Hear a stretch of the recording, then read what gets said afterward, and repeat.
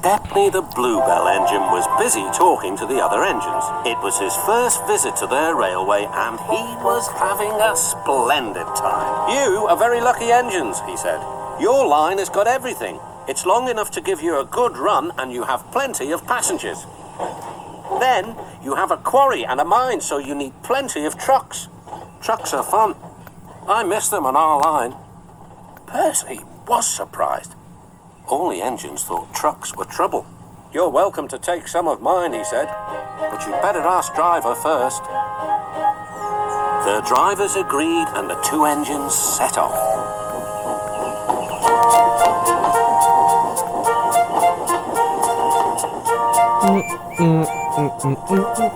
Thomas and Toby were speechless. Stepney took the trucks to the harbour.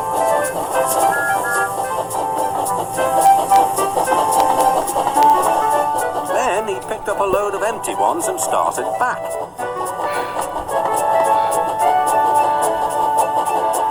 Ahead was a cricket field. The game had just begun. Stepney and his driver had to wait at a signal. "Good," said his driver. "We can watch the game." Then there was trouble. The batsman hit the ball. It flew high into the sky towards Stepney's train. Clunk went the signal. Thump went the ball into a truck. But neither driver nor fireman heard it. "Stop!" yelled the players. But Stepney didn't hear them. Come along, he puffed. "Our one and only ball!" cried the players. "Wake up, Caroline," they said to their old car. "The chase is on." And rolled down the road. Stepney wasn't hurrying. Caroline soon came up behind him. "Toot, toot," she wailed.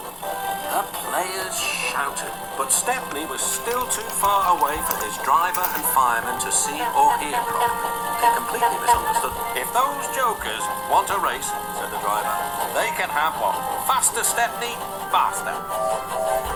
Poor Caroline wasn't happy at all. She rattled along at twice her usual speed.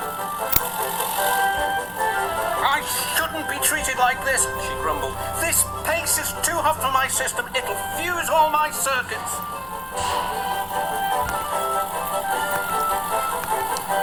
Suddenly, Stepney was nowhere to be seen. "Hurrah!" cried Caroline. "That silly train has run into a hole, so we can't catch it. I can go home now." But she couldn't. The driver pounded Caroline on the steep hill and then down the other side towards the station. Stepney was already there when Caroline clottered in.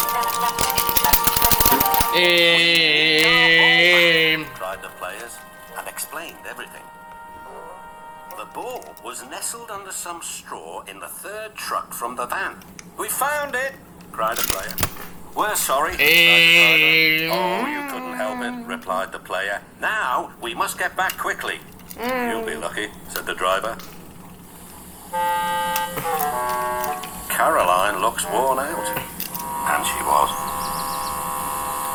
The driver spoke to the station master and the signalman, and they all agreed a plan. Soon, they had rolled Caroline onto a flat truck with a brake van coupled behind. The players crowded inside, and Stepney pulled the train back to the playing field.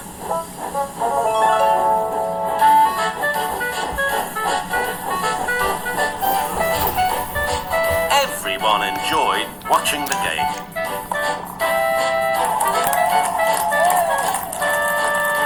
Even Caroline was pleased. She doesn't think trains silly now. "They have their uses," she says. "They can save the wear on a poor car's wheels."